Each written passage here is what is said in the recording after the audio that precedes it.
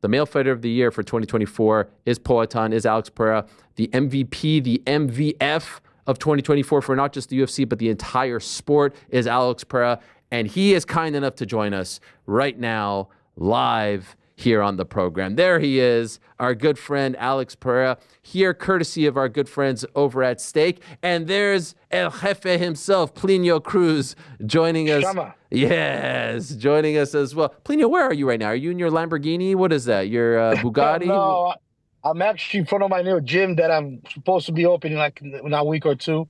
We're just moving, doing some stuff here. Okay, well, congratulations on I'm that. in Jersey, Nutley. I love it. Nutley, New Jersey. I know it very well. Congratulations on that. And Alex, parabéns to you. Congratulations on the win just a couple of weeks ago. Thank you. Obrigado. Thank you for joining us here on the show. Thank you, my brother. I happy, very happy. It's good to see. Nice shirt. Yes, nice shirt for Alex, huh? Camisa tá bonita, viu, Bota? Nice Pô. shirt. Tá numa reunião, no almoço, né? Reunião. Então tem que ir bem vestido, né? Depois da luta aí, né? Muitas coisas acontecendo. He had to dress up nice. He had a nice meeting and lunch after the fight. Very many good things happening. Okay, so can we start with that? What are we talking about? What good things are happening to you since the win in Salt Lake City? Bom, vamos começar com isso então. Quais coisas boas que já estão acontecendo com você depois de sua vitória em Salt Lake City? Pô, depois dessa vitória, né? Que foi o que, pô, todo mundo esperava, o que eu esperava, né? Pô, muito ansioso aí por essa vitória e graças a Deus tudo aconteceu da forma que a gente planejou. Então muitas coisas a gente sabe, né? Que você está aparecendo, está em evidência, muitas empresas, né? Para patrocinar, então tá procurando e estou muito feliz com tudo isso. Well, after a fight like that, as we expected, right? Having all this attention, many business looking for sponsorship, for business, for other inquiries, and a lot of good things happening his way because of that. You revealed, Alex, after the win that you were battling all kinds of issues, some health, some non-health related. You talked about feeling sick, your throat, antibiotics, your ribs, your toe. How are you feeling now? About 2 weeks later, how is the body feeling after the fight in Utah? Pô, falando do jeito que você se sente, né? Você revelou que você teve vários problemas para essa luta, a garganta, a costela, né? O pé. Como é que você se sente agora, já que passou essa luta, sua saúde? Está legal? Não, eu tô bem, né? Na costela é o que incomodava mais, mas eu não tô treinando, né? Tô descansando, então para dormir incomoda um pouco, né? Para quem já machucou a costela sabe como que é, mas de resto mesmo o dedo, pô, eu não tô forçando ali, não tô tracionando, então não tem muito incômodo, né? Eu parado. Treinando, com certeza eu vou sentir na hora. Well, right now he's fine because he's not training. He's just resting up, just healing. Ribs still bothering a little bit because it was almost like a crack. So, but toes not feeling right now because there's no traction, there's no movement. So for now, he's just resting up and healing, so he's fine. Obviously, you talked about the visa and having to go to the consulate, and you were waiting to see if you could come to the states. You injured your ribs, your toe was still hurting, you weren't feeling well. Did it ever get too much to the point? And I know it's kind of a crazy question to ask you, Alex, because you always show up no matter what. Did it ever get to the point where you thought maybe you wouldn't fight against Khalil Rountree in Utah? Pô, são várias coisas que a gente ficou sabendo que você mencionou. Foi do seu visto demorar, depois a costela, depois a garganta, depois o pé. Chegou a um ponto da gente pensar e falar assim, pô, acho que isso aqui já é demais, vamos ter que dar uma adiada nessa luta. Desde o início eu achei que não ia dar para mim lutar, eu lutei de teimoso mesmo. Eu geralmente aí treino intenso, são de 6 semanas, mas para essa luta eu ia fazer assim intensidade de 5 semanas, porque eu estava no Brasil. Então, eu estava no problema do visto ali, no processo de visto, e, pô, faltava exatamente um mês, eu não tinha recebido o meu visto ainda, né, então eu fiz até uns vídeos, como eu me sentia, como eu mostrei, se olhar para mim, para as imagens, você vai ver que eu não estou bem, entendeu? Eu tenho esses vídeos guardados, eu vou soltar eles ainda, para vocês verem a situação que eu estava ruim. E, pô, quando eu consegui viajar para os Estados Unidos, foi com 30 dias aí antecedente da luta.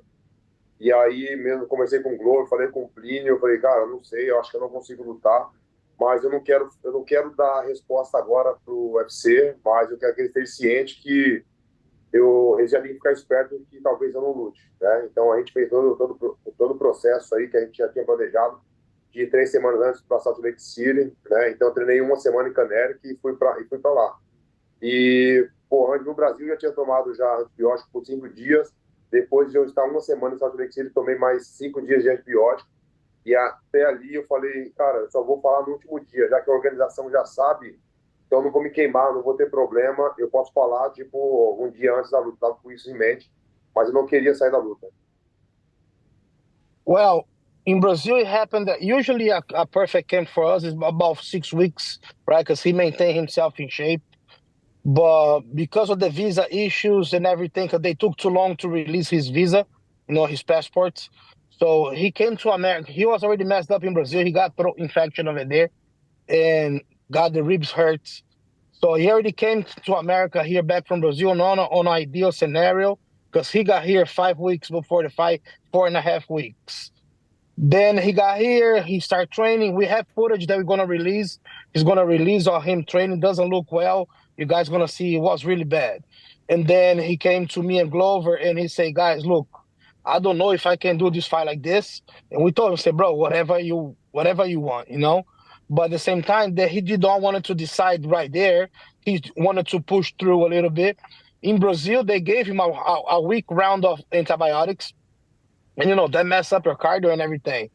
So he got here. We decided to move on with the team to Salt Lake City. We got there. Stuff was still bad. And the week prior to fight week, he had to do another round of antibiotics for a week, 5 days. And they still messed him up to the point that, we called the UFC and said, I don't think we're going to be able to fight. But he decided to just push through and, you know what I mean? Because he's stubborn enough to do that. And thank God everything was fine. Incredible. That's why he's the MVP of the UFC. And everyone, when we heard this, Alex, we were thinking, how did you do it? How did you do it again? How do you keep doing it on short notice? How do you keep beating these guys, knocking them out, stopping them? How are you taking their best shots and just moving forward? And then, Alex, a video emerges online just a couple of days ago of you in the presence of the great sensei Steven Seagal, him teaching you his biggest technique, his greatest technique, his great mysteries. And that's when I realized that's why. This is the answer, right? This is the answer why you're doing so well. Is it because of the stuff that Sensei Seagal has taught you? Have you used those techniques in the fight and that's why you're so successful? Primeiro ele falou, por isso que você é o cara mais importante, deve ser o maior lutador que tem hoje, porque você luta nessas condições e ninguém quer lutar, né? Você é um cara que tem essa coragem.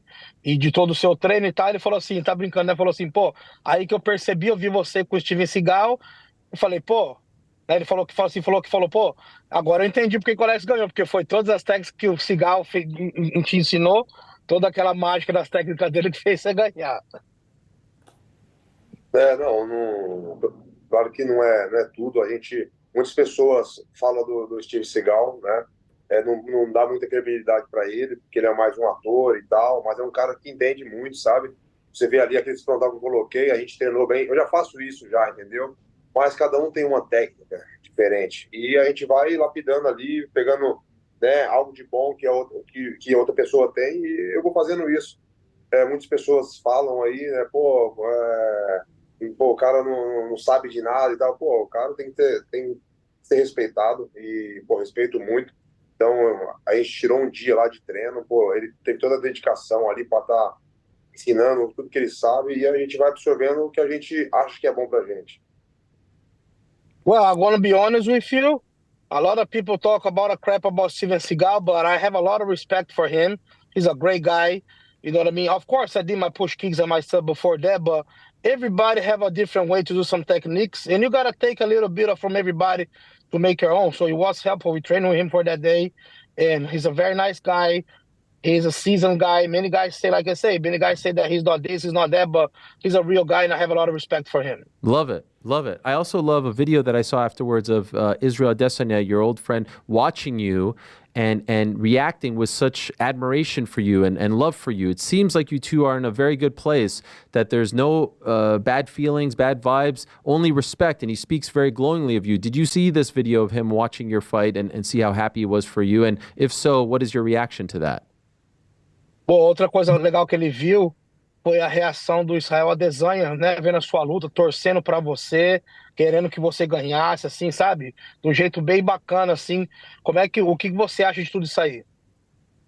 Eu acho muito legal e muito importante, né, para a relação no meio do esporte, para as pessoas verem que não tem nenhuma maldade, a gente tem aquela rivalidade, né, quando vai lutar, mas, pô, acho que quando acaba a luta, acho que tem que acabar tudo, entendeu? Pô, as pessoas às vezes estão no mesmo ambiente, eu acho que não tem que ficar com um clima pesado, né? Então eu acho que eu venho fazendo as coisas da forma certa e também, com certeza, faria o mesmo que ele fez, né? O que ele falou ali, né, de, pô, eu vou ser o único a ganhar desse cara e tal.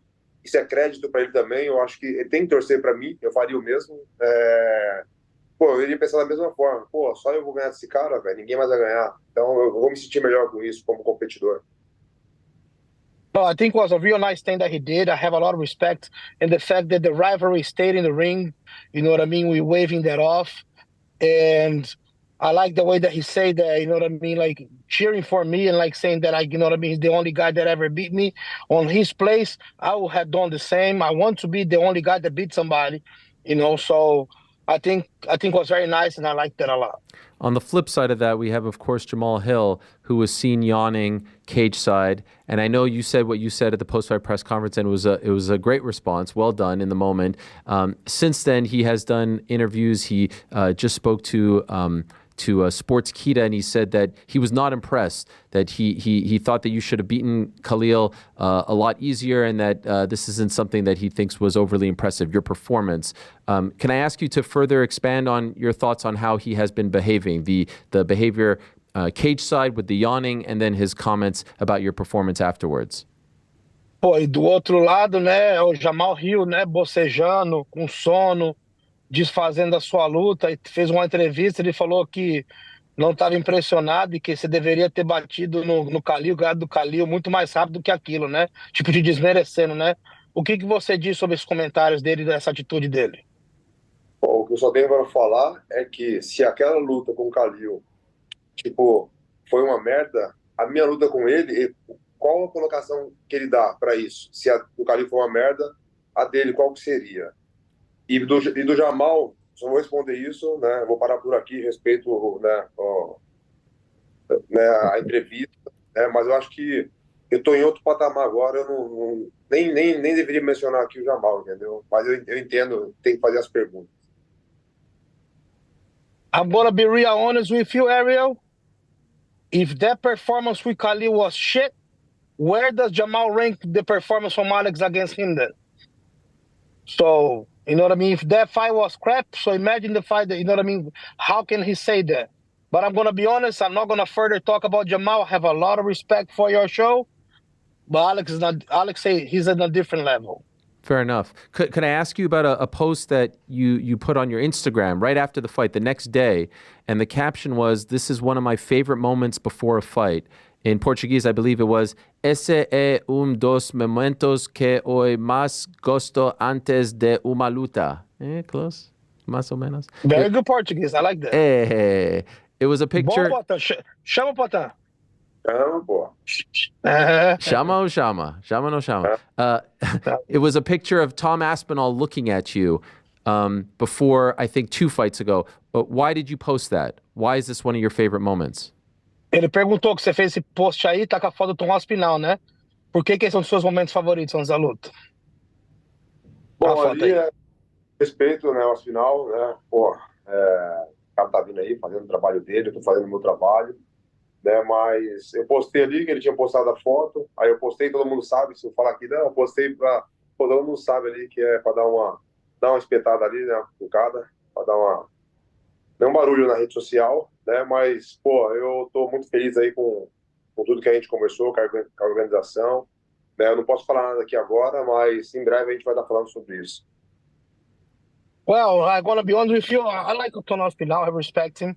I just did that just to shake the internet a little bit. I cannot say that was for nothing because everybody saw it. You can tell there was joking around, right? A little bit of trolling. But long story short, I had a great conversation with the organization.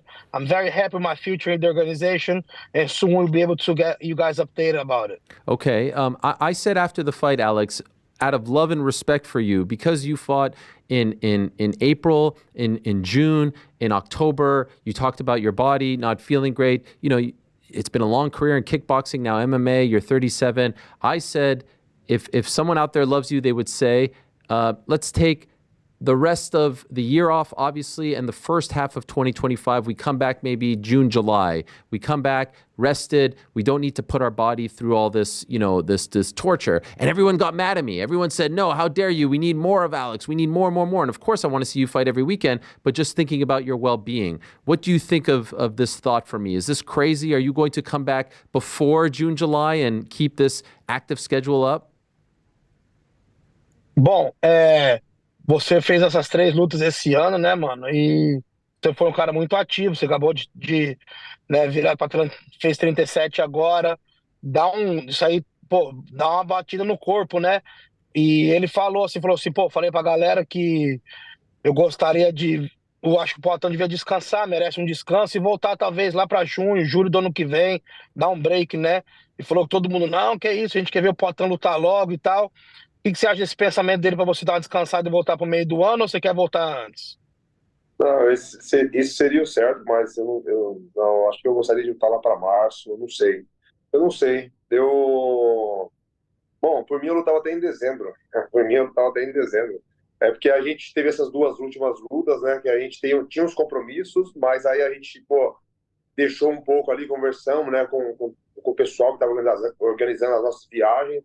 Mas eles entenderam, né? Então a gente fez essas lutas agora, as últimas 2 lutas, e agora a gente tem uns compromissos, né, de viagens agora. Mas, pô, se não fossem essas viagens aí, cara, eu lutaria em dezembro já, entendeu? Pô, eu quero lutar, entendeu? Mas pensando bem assim, pô, descansar um pouquinho, lutar lá para março, eu acho que é um bom tempo. Ideally, he'll fight around, like you say, June. It will be ideal, but he maybe like to fight around March even. But honestly, say if it was up to him, he'll fight in December right now.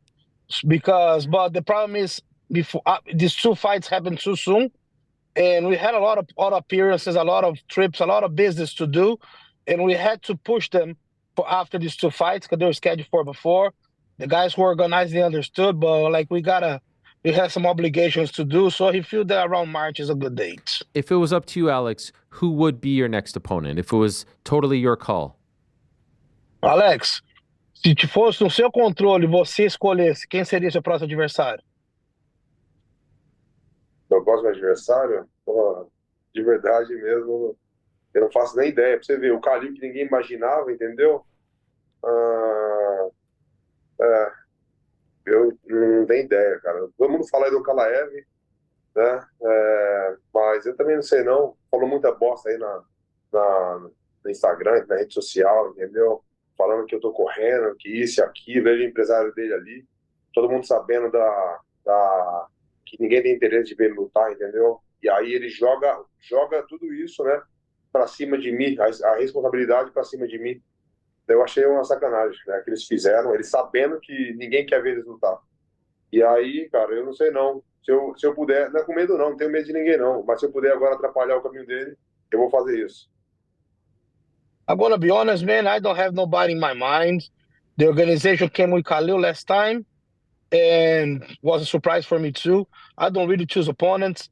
Some people say Ankalaev, but I'm gonna be honest with you, him and his manager been talking a lot of crap, saying that Alex don't want to fight this and that, but the reality is the organization don't want him to fight because he's boring.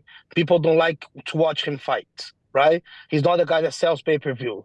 So honestly, like, that's disrespectful. They try to put the ball on me, like I'm saying, like if I'm Alex, right? If putting the ball on me, because it's not up to me, it's up to the organization. The organization don't want to make the fight. But now because they keep saying that, keep disrespecting, maybe I'll make a little bit even harder for them to fight me.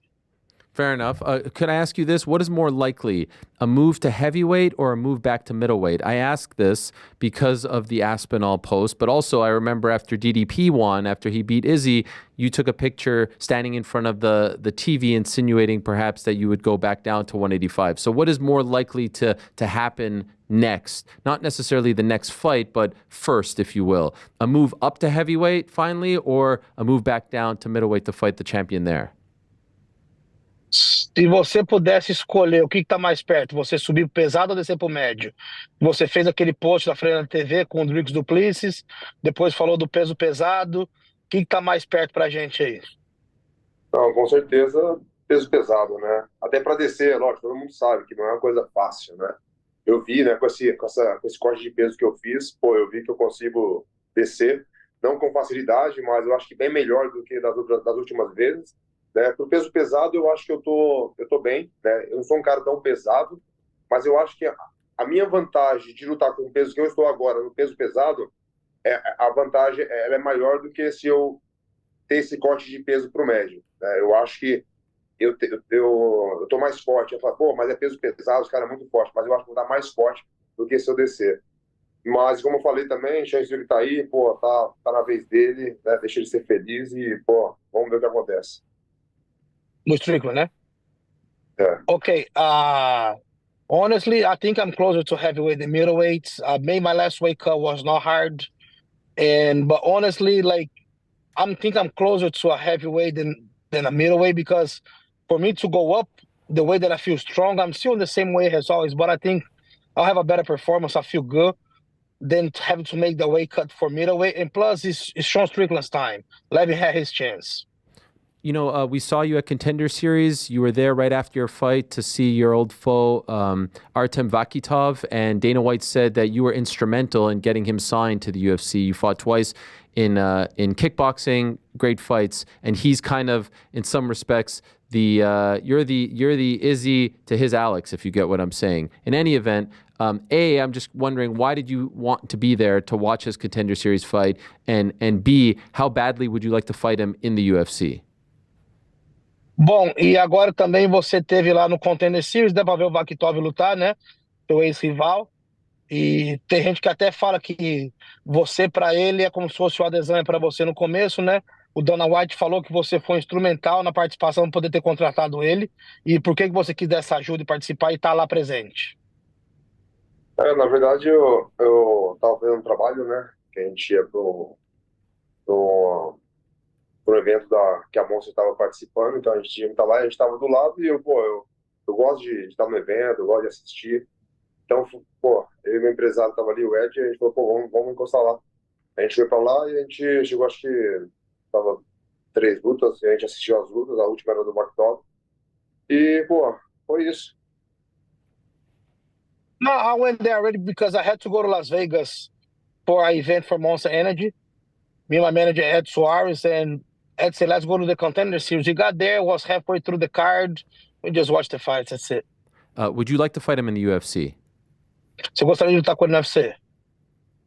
Não, eu luto com qualquer atleta, pra mim não tem essa. Dificilmente ele, pô, não vai chegar assim, agora de cara, tipo, assim, não é que eu não quero, igual quando, na época da Adesanya, eu falei assim, se realmente ele quer provar algo, ele, né, já aceita eu de cara. Tipo, eu dei essa entrevista, né?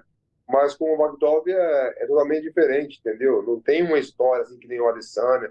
Eu nunca fiquei provocando o Vakitov, ele nunca tinha ficado me provocando, então o negócio tava morto. Aí ele chegou, como vai colocar direto? Agora se tivesse já essa rivalidade, pô, e tal, pô, qualquer hora podia colocar, entendeu? Mas agora não faz sentido. Você sabe que, pô, o UFC não é só colocar as lutas assim aleatórias, entendeu? Tem que casar, tem que vender, e por que vai vender essa luta? Ninguém tá sabendo o que tá acontecendo. Parecendo, cara, foi muito tempo, entendeu? Fazendo isso. I don't know if I'll get to fight because honestly, like, you still have some ways to go, and I don't know how long I have in the UFC. But also, our rivalry was much different than my rivalry with Israel Adesanya. We never got to really trash talk each other or anything like that. When I signed with the UFC and And I had a history with Adesanya, right? Everybody knew it was something that was already there. And I told them, I said, if Adesanya really want to do this, we can do it. But it's different with Akitov because there's not a really big rivalry over there, not things that people really know. And the UFC, in the format of a league that they are, is not, you don't just bypass and jump over there. So I don't think it's going to happen. Okay. Have you started to think you want to fight till 40 or you want to fight 3 more fights? Are you starting to think that way? And do you have a number in mind? Já começou a pensar, você vai lutar até os 40, você tem mais 1 ou 2 lutas, o que você tem em mente? Não sei não, cara. Não dá pra saber não. De verdade, dá pra programar. Eu quero lutar, mas eu não sei não. Igual do peso médio. Eu falei, quando meu corpo fala me avisar, eu vou subir. E quando meu corpo avisar, eu vou parar. Mas eu ainda tô bem.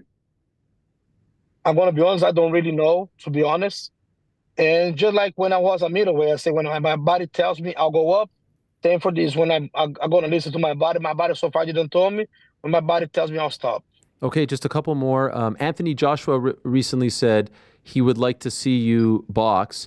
And then you asked him, okay, I don't have a lot of time. Who would you like to see me box? Well, I'm sure you know this. Jake Paul continues to say that he would like to box you. He would like to fight you in a boxing match. When you hear this, what is your reaction? And are you at all interested in pursuing this? O Anthony Joshua falou que gostaria de você boxear, e você escreveu, né, com quem gostaria de me ver boxear. Pô, o Jake Paul continua falando, né, que quer lutar com você e tal. O que você acha disso aí, se é uma coisa que te interessa? Até me interessa, sim, mas, pô, todo mundo sabe que tem contrato com o UFC, então, como que faz isso, né? Eu acho que, pô, ele também tá vendo, né, o meu nome e como que as pessoas estão falando de mim. E eu acho que ele sabe que é uma coisa muito difícil e está falando. Talvez se o UFC fosse um evento assim que deixasse o atleta livre, né, e pudesse lutar em qualquer modalidade, eu não sei se ele estaria falando assim dessa forma, não sei. Well, I'm going to be honest, it's of course something that interests me, but he knows that I'm on a contract to the UFC and I cannot just leave. I think that's why he calls and he says all that. Because I think if the UFC was a league that allows everybody to fight anywhere, I don't think he'll be saying that. Your sister just won, looked incredible in karate combat. How far away, in your opinion, do you think she is from the UFC? Would you like to see her fight in the UFC next? Sua irmã acabou de lutar, né? Fez uma luta maravilhosa. E quão longe você acha que ela está do UFC? E se você gostaria de ver ela lutar no UFC logo? Eu acho que ela não está muito longe, está fazendo um trabalho excelente, né? Essa última luta aí dela mostrou aí, né, muita coisa, né, sobre ela. Eu acho que, lógico, ela não tem um recorde assim bom para o UFC, né? Mas tem essa luta aí, as pessoas conseguem ver um pouco do trabalho dela. E eu acho que é uma questão de oportunidade aí, todo mundo sabe.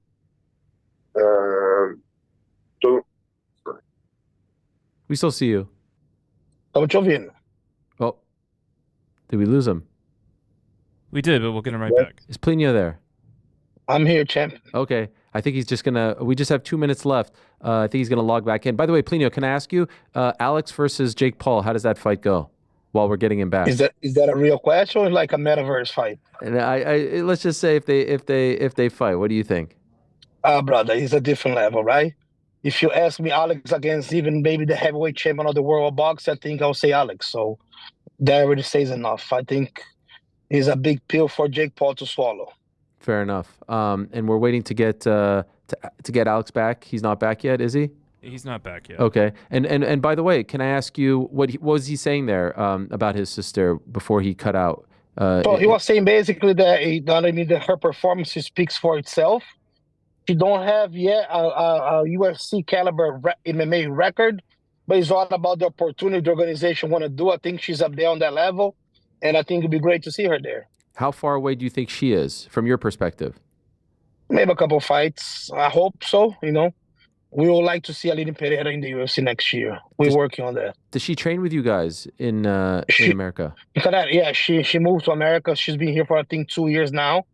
She'll be training on a daily basis with everybody here, and she's like a female version of Poatan, bro. You guys can see the hands, the technique, the amount of power that she can generate. You know what I mean? So I think it'll be very fun to see her in the UFC. I got a little worried, Plinio, I have to say, before the fight. I saw you guys doing the thing with the garbage bags, looking at the garbage ladies, and I was like, "What's happening here? Are we focused? Are we having too much fun?" I saw the comments; they were saying the same thing. Tell us why you guys did that. You know what I'm talking about, right? You guys in the garbage bags? Yeah, of course, bro. That's why we win things, because you know what I mean. Some guys go to a fight night like looking like they're going to a funeral. We're going to celebrate. We're going to have fun. You know what I mean? We get our ass kicked on a daily basis. So Alex is a troll, bro. He came to me and said, "Bro, let's make this video." And I say, "Okay." He's the one who came with the whole idea, and then there was these trash cans across the street from the gym, and then we just put stuff together. I think the video got over 40 million views on his Instagram or something like that. The stuff is going crazy. He's a troll, bro. He loves to have fun like that. It's incredible. Okay, can I ask Alex one last question? I think we have him back. Tá ouvindo, Potan? There he... Okay. Ele perguntou da Aline já, aí eu traduzi o que você respondeu. Aí ele perguntou da lata do lixo até, eu expliquei para ele. Ele tem mais uma pergunta para você. Não, só terminar só da minha irmã. Okay, let me just finish that thing about his sister. Please. Eu acho que ela tá perto, né? Eu acho que a gente vai usar tudo isso também. Pô, quem que não quer ver ali, né? Pô, a irmã do Alex, a irmã do campeão. Pô, eu acho que é uma coisa também que vai vender muito. Mas não só por ser a minha irmã, entendeu? Isso ajuda, mas é óbvio que olha o trabalho que ela fez, olha o nocaute que ela fez. Então as pessoas às vezes querem ver ali ela lutando, às vezes até duvidando, falam, pô, eu quero ver onde vai chegar. Foi o que aconteceu comigo. Então, claro, a gente tem que dar continuidade no trabalho, focar aí na próxima luta, e com certeza tudo dando certo aqui fora, o caminho para ela também vai ser um pouquinho mais curto. Well, like he said, like everybody wants to see Alex sister in the UFC, right? Everybody would like to see the champ sister performing there. But also props to her work. She's been doing a very good job. You know what I mean? She did a great fight. And everything, of course, you got to follow the protocol. We're going to see what happens on her next fight. But we think she, due to her talent and everything else, is going to be a faster process, same as was with Potan. Last thing for you, Alex. Your story is one of the best of the last few years. We remember the photo of you at the tire shop. We've heard about the things that you've had to overcome. Now I think you can make a very strong case among active fighters. You are the face of the UFC. Like I said, the fighter of the year, the MVP, all that. You are so popular. People are emulating you. I see your social media. It has exploded. How are you dealing with all of this, this incredible explosion of fame? How are you dealing with it? Do you like it? Do you like getting noticed? Do you like all the attention, the love? And at times, does it feel almost overwhelming? Pô, hoje, né, devido a vocês, tudo que você está fazendo e também ser um lutador muito ativo, posso dizer que você é a cara do UFC, né? A gente até fala no MVP, que é o lutador mais valioso, né? E como é que você está lidando com toda essa atenção e tudo isso está acontecendo em termos de fama até em cima de você? É legal? Como é que é? Não, com certeza é legal, né? É claro que às vezes a gente não tem totalmente controle, né? Pô, mas eu tô, no geral, eu tô muito feliz com tudo que vem acontecendo, né? Todo o trabalho que eu fiz desde quando eu assinei com o UFC, né? Eu sabia que ia ser difícil, né? E foi difícil, né? Esses dias agora atrás eu estava até pensando tudo, de algumas entrevistas, né, de até as pessoas falando do Magomed, né, pô, se fizer o caminho que fizeram com o Poatan e tal, mas, pô, minha primeira luta foi com o Mihailidze, o cara, pô, que era campeão, não sei o que, de grappling, isso e aquilo, pô, o cara, e na época que eu fui lutar, todo mundo falou, não, esse cara que o Alex vai pegar é o cara, entendeu? Aí depois que eu ganhei, já não deram crédito pro cara, falou que era um cara fácil, que isso e aquilo, então as pessoas foram duvidando, né? Então, assim, com toda essa história aí, né, a gente começa a relembrar e tudo mais, e a gente vê onde a gente chegou, cara, é uma grande satisfação, assim, é imenso e, pô, tô muito feliz. Man, obviously, you know what I mean, is very nice. You know what I mean, it was not easy since the moment that I signed with the UFC. I know it was going to be a hard road. For an example, my first fight, I fought Andreas Mihailidze, multiple times champion in grappling. Then many people keep doubting me. And then, you know what I mean, just like, oh, but what's next? And then he kept making it happen. But all this attention, he knew it was not going to be easy to get what he got. but he's super happy with everything that happens. Parabéns, like I say. Parabéns, or like you say. Shama, my friend, you know we have our new set here, guys, but you're with us. You see us right here? You're still with us. Ele aqui é um novo estúdio, Potan, mas ele tá com eles lá ainda, ó.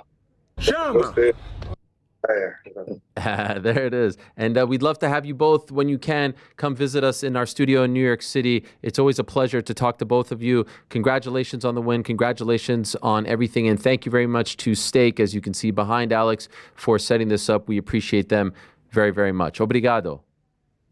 O Patan, ele falou muito obrigado. Espero quando vocês puderem visitar o estúdio novo aí. Muito obrigado por tudo que você está fazendo. Obrigado a Steak por estar fazendo isso aí acontecer. Obrigado. Chama. Shama, guys. Shama. Thank you, guys. Appreciate it. Chama. There they are. Plinio and Alex, what a duo. I used to always say Eduardo Alonso and Shogun were my favorite duo in MMA, like peanut butter and jelly, but those two are climbing up the ranks, and you have to include Glover. You know, I haven't thought about Coach of the Year just yet, but Plinio and Glover, there was once a time New York Rick and I gave the Coaches of the Year award to Mark Henry and Ricardo Almeida back in the day. I feel like we might be moving in the direction of another, you know, co-Coach of the Year situation. So there you have it.